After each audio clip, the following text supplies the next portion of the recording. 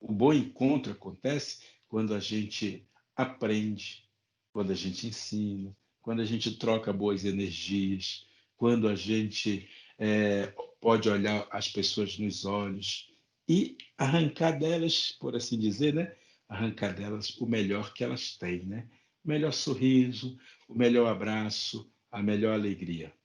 Eu até às vezes faço assim que o encontro, faço esse gesto com a mão aqui, né? O que que é o encontro? O que que é duas mãos que se encontram? As duas mãos que se encontram são as mãos que se abraçam. E quando as mãos se abraçam assim, elas ficam mais fortes, elas ficam mais unidas, elas ficam mais corajosas, né? É a mão que segura a outra mão. Diz inclusive que é a mão que se junta assim é a mão da prece, né? A mão da reza. Para a gente rezar, a gente faz assim, a gente faz assim, para que a nossa reza seja mais forte. Então, encontra isso, é abraçar. Infelizmente, nem tudo que aconteceu na história do Brasil foi encontro, né? O que aconteceu? Aconteceu também muito desencontro. O que que é um desencontro? Então, essas mesmas mãos assim que eu estou mostrando para vocês, ao invés de estarem abertas, experimentem fechar a mão e tentem abraçar duas mãos fechadas. Consegue? Não consegue, né? Porque mãos fechadas, elas não estão prontas para o abraço. Elas estão fechadas. E aí o que acontece quando essas duas mãos estão fechadas e a gente tenta abraçar uma outra? Elas começam a doer, começam a se machucar, né? Elas começam a ficar doloridas. E isso é um desencontro. Quando a gente desencontra alguém, o que acontece? A gente briga, a gente sofre, a gente chora, a gente se magoa, a gente fica com raiva, na verdade, é um desencontro. E, infelizmente, na história do Brasil, nem tudo o que aconteceu entre os povos indígenas e os povos europeus que por aqui chegaram foi um encontro. Aconteceram também muitos desencontros. Por isso, os povos indígenas até hoje, eles são mal compreendidos pela sociedade brasileira. Eles são mal compreendidos pela, pelo olhar, né, da sociedade brasileira. Porque o desencontro faz isso, ele separa a gente. Pessoas não querem ficar o tempo inteiro se machucando, então elas se afastam umas das outras, cada um vai para o seu caminho. E aí tem aquele que acha que venceu a guerra e quer dominar, né? Quer fazer com que o outro seja inferior e tudo mais. E, infelizmente, foi isso que aconteceu um pouco pelo Brasil, né? Esse desencontro entre essas culturas. É claro que hoje eu vim aqui para me encontrar com vocês. Eu vim aqui para conversar com vocês, para fazer esse abraço. E esse abraço, ele é possibilitado justamente por esse livro que vocês leram, né? Um dos livros que eu escrevi e que ele fala exatamente da necessidade de a gente se abraçar, né? De a gente aceitar o diferente, de a gente poder olhar para o outro e aceitar o outro. Esse livro, em especial, ele nasceu de uma observação que eu fiz. Eu vou contar para vocês aonde nasceu a inspiração desse livro. Aliás, muitos dos meus livros, eles nasceram a partir de alguma observação que eu fiz. E um dia eu estava em, em Paris, na França. Eu fui convidado lá para participar de uma feira de livro que tem lá muito famosa, a Feira do Livro de Paris. E é claro, eu não ficava o tempo inteiro na feira, né? Eu ia andar também. E quando eu andava lá pela cidade, as pessoas, eu via as pessoas andando assim enlouquecidas, no centro da cidade principalmente, elas ficavam andando enlouquecidas, para cima e para baixo, para cima e para baixo, para cima e para baixo. Uma passava, olhava no relógio, outra passava, não falava com ninguém, não olhava para ninguém, ou ficava falando no celular, ou ficava falando, parecia que elas estavam falando sozinha, porque colocava o fone de ouvido, eles ficavam falando, né, assim, parece que estavam falando com elas mesmas, assim, eu ficava assim meio. eu era bobinho ainda, já faz tempo, né? Esse livro eu escrevi já faz algum tempo. E eu ficava lá assim, abestalhado, sabe? Olhando todo mundo.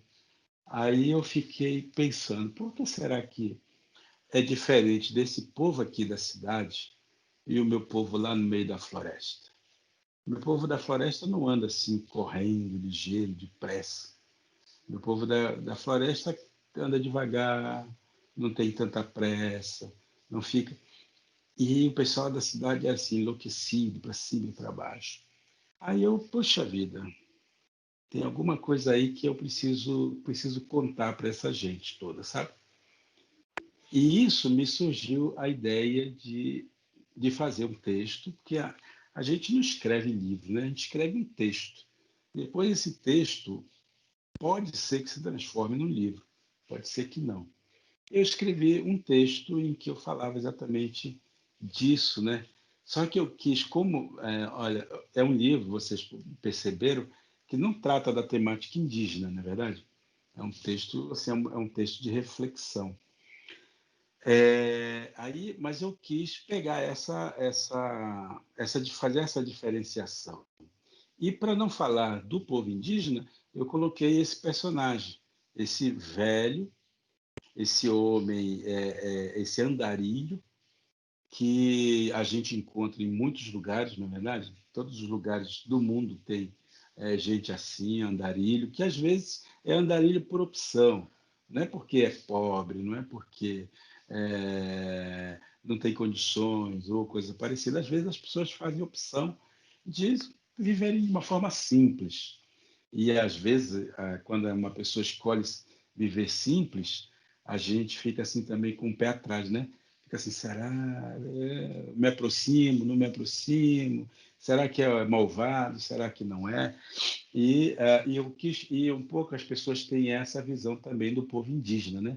Achando que o povo indígena é malvado, é selvagem, porque é diferente, coisa assim.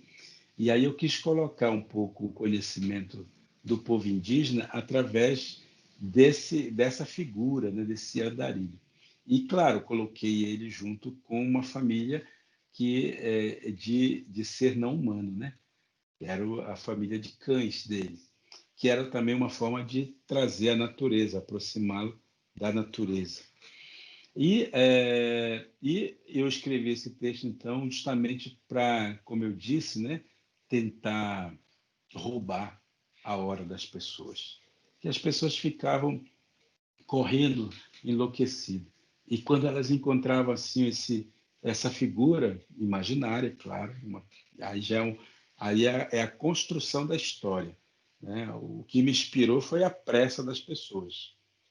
E aí eu tive que ir em cima disso e montando a história para ver como é que eu poderia contar, ser um bom observador, porque para ser escritor, além de ser um bom leitor, é bom também ser um bom leitor, mas é mais importante a gente ser um bom observador, porque as coisas estão aí na natureza, estão aí na rua, estão aí nas praças, estão aí nos mercados, para nos mostrar as coisas.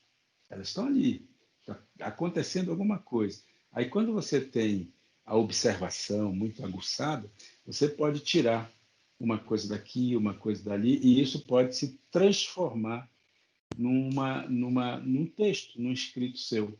É isso que às vezes as pessoas chamam de inspiração, né? É a nossa capacidade de observar as coisas. Uma parte como eu falei para você, eu convivi na aldeia, depois fui para a cidade, tudo mais, cresci na cidade também. E quando eu comecei a escrever, eu nunca quis escrever, se nunca quis, não, né? Não foi a minha intenção escrever para as crianças da aldeia. Eu escrevia mais para as crianças da cidade, porque eu entendia, e ainda hoje eu entendo assim, as crianças da aldeia não precisam ler o que eu escrevo, porque elas já fazem o que eu escrevo, né? Elas já sabem, né? Elas brincam do jeito que eu escrevo. Como as crianças da cidade não conheciam o modo indígena de viver, eu quis escrever para as crianças da cidade, né? Esse foi sempre o meu principal objetivo. O meu livro preferido de todos que eu já escrevi, se chama Meu Vô Apolinário, um mergulho no rio de minha memória. Eu estou olhando se está por aqui perto de mim, mas parece que não está, não. É um livro em que eu conto esse encontro com o meu avô. Porque, lembre, na cidade as pessoas iam muito, assim, massacrando muito a minha vida, né? E foi esse avô que chegou e disse assim, olha, você tem que aprender a viver bem lá na cidade, mas não esquecer quem você é. E aí, nesse livro, eu conto um pouco como é que foi o meu encontro com esse avô e as coisas que ele foi me ensinando. Por isso que eu digo que é Que um bacana. mergulho no rio da minha memória, porque o meu avô, ele era como se fosse um rio para mim, sabe? E o rio é aquele ser da natureza, é um avô da natureza, né? Que vai nos ensinando muitas coisas. Quando a gente aprende a observar o rio, a gente aprende a escutá-lo, a ouvir. E eu costumo dizer que o avô foi um rio, né? Um rio que passou na minha vida, né? Foi um rio em que eu mergulhei para aprender coisas bem bacanas. Eu escrevi um livro que deve sair, uma outra edição dele, que é um livro antigo também. A editora Edelbra deve fazer um livro que chama O Diário de Caxi. Nesse livro, eu conto a história de um menino que deixa a sua aldeia e vai morar na cidade, primeira vez. E como ele era um curioso, como eu, né? Ele na cidade ele vai escrevendo de uma forma de diário, cada dia, assim. É claro, o livro não pode ficar 10 anos escrevendo, né? Mas eu peguei uma semana, um mês, assim, e fui a cada dia escrevendo uma coisa que esse menino via e que impactava ele. Ele, por exemplo, foi percebendo que na cidade, as pessoas na cidade gostam muito de coisas quadradas e que moram dentro de uma caixa, é chamado de povo das caixas, né?